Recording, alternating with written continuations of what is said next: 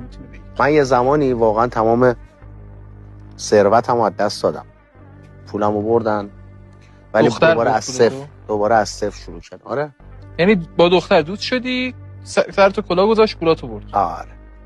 چقدر حدودا ازت برد اون موقع؟ اون موقع دور و بر 450,000 تومان، 450 میلیون تومان میگم. 450 مثلا معادل چقدر میشد؟ مثلا چند تا 50-60 میلیارد.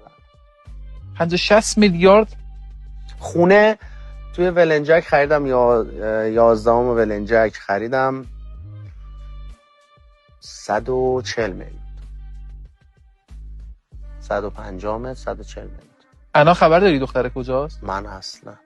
من دیگه به گذشته بر نمیگردم واقعیت. از یعنی هیچ وقت پیگیری نکردی؟ هیچ موقع پیگیری نشد. بعد برد چی گفتی؟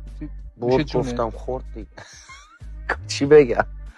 مدرکی نداشت. پول یادت باشه پول زحمت کشی خوردن نداره، باید دو برابرش تقاص بس بده. این خیالت راحت باشه.